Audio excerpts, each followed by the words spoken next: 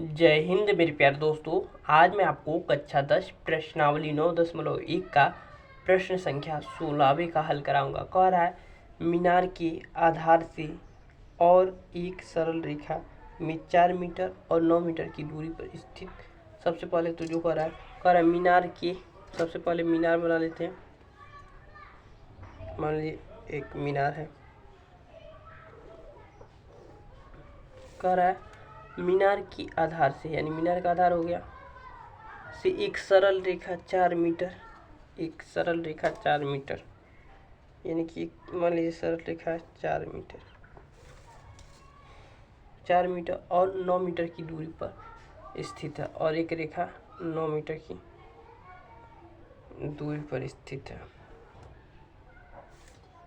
दो बिंदुओं से मीनार के शिखर का उन्नयन कोण पूरक कोण है, यानी कि उन्नयन कोण पूरक कोण है,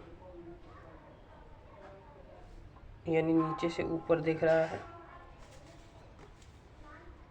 ऐसा कुछ फिगर बन रहा है प्रश्न के अकॉर्डिंग। कर उन्नयन कोण पूरक कोण है। अगर मान लीजिए यह थीटा मान ले तो यह 90 माइनस थीटा होगा, क्योंकि पूरक के कोण क्या होता है, जब दो कोणों का योग 90 होता है तो उसे पूरक कोण कहते हैं। जब दो कोणों का योग 90 होता है तो उसे पूरक कोण कहते हैं। तो 90 में से थीटा घटा देंगे, 90 माइनस थीटा में से थीटा घटा देंगे तो 90 आ जाएगा, अर्थात यह पूरक कोण है।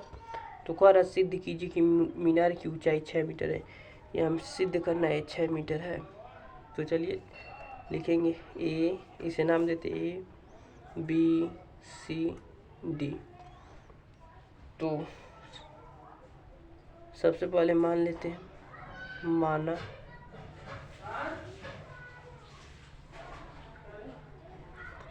मीनार की ऊंचाई AC बराबर h मीटर।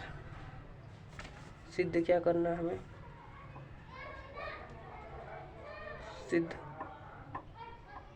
करना है मीनार की ऊंचाई, मीनार की ऊंचाई, मीनार की ऊंचाई AC बराबर 6 मीटर। तो चलिए लिखते हैं त्रिभुज ABC में, त्रिभुज ABC में तो 10 थीटा लगाएंगे, तो 10 और थीटा का मान तो दिया नहीं है, तो अवलंब क्या हो जाएगा 6, अब बट्टा में आधार, आधार कितना दिया था 9 मीटर दिया था, और ये 4 मीटर दिया था, तो ये हो जाएगा हमारे पास 9 मीटर। अरे यार, तो कह रहा है मीनार की ऊंचाई, तो हमने h माना है तो 6 हो गया। हमें तो सिद्ध करना है ना 6 मीटर है, इसको सिद्ध करना है 6 मीटर है, तो h बट्टा 9 हो जाएगा। हमने अभी नहीं जानते कि कितना मीटर है AC, ठीक है, हमने लिख दिया है, लेकिन कह रहा है कि मीनार की ऊंचाई 6 मीटर है, इसको सिद्ध करना है। तो इसको तो हमने h मीटर माना है, तो h मीटर, इसे समीकरण 1 कह देते हैं।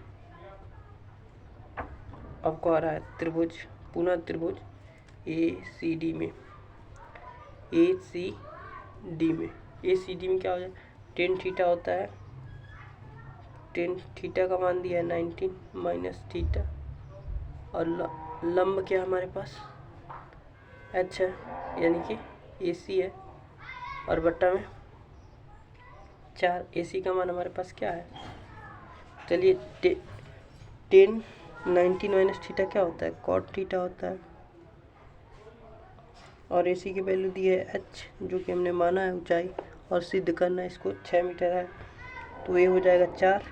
अब देखिए इसे समीकरण 2 कह देते हैं। अब लिखेंगे समीकरण 1 व समीकरण 2 को गुणा करने पर, समीकरण 1 व समीकरण 2 को गुणा करने ऊपर। तो गुणा करेंगे तो क्या आ जाएगा, बायां पक्ष का बाएं तरफ होता है और दायां पक्ष का दायां तरफ होता है। तो लिखेंगे tan theta into cot theta बराबर h/9 इंटू h/4। अब देखिए टेन थीटा और कॉट थीटा एक होता है, कैसे होता है, देखिए टेन का उल्टा कॉट होता है ना, यहाँ से टेन थीटा बराबर 1/कॉट थीटा होता है। यह फार्मूला मैंने आपको बताया है। अब देखिए इधर भागा में ऊपर जाएगा तो गुणा हो जाएगा। तो tan theta into cot theta की वैल्यू कितनी आ गई, 1 आ गई ना, यहीं से आया है। तो इसे यहाँ लिख देंगे 1 और h में h का गुणा करेंगे तो h² और 9 में 4 का करेंगे तो कितना आएगा 36। अब इसे तिर्यक गुणा कर देंगे तो 36 बराबर h²। जगह खाली है क्या, कहीं नहीं है क्या, तो देखिए यहाँ कर देते हैं। तो h बराबर आ जाएगा रूट में 36। तो h का मान आ गया, रूट 36 का मान होता है 6 मीटर, जो कि यही सिद्ध करना था। तो लिख देंगे इति सिद्धम, यही सिद्ध करना था, हमने सिद्ध कर दिया। मुझे आशा है कि आपको समझ में आ गया होगा। मिलते हैं अगले वीडियो में। यह अध्याय यहीं समाप्त होता है, प्रश्न संख्या 16वें के साथ त्रिकोणमिति का कुछ अनुप्रयोग अध्याय। अब इसके बाद हम लोग वृत्त अध्याय पढ़ेंगे। अब तक हमने टोटल 10 अध्याय कंप्लीट कर लिया। पहला निर्देशांक ज्यामिति, दूसरा बहुपद, तीसरा दो चर वाले रैखिक समीकरण युग्म, चौथा द्विघात समीकरण, पांचवा समांतर श्रेणियाँ, छठवां त्रिभुज, सातवां निर्देशांक ज्यामिति, आठवां त्रिकोणमिति और नौवां त्रिकोणमिति का कुछ अनुप्रयोग और 10वां इसके बाद अब पढ़ेंगे वृत्त। तो मुझे आशा है कि आपको वीडियो पसंद आ रहा होगा। अगर पसंद आ रहा है तो कमेंट ज़रूर करें। ठीक है दोस्तों।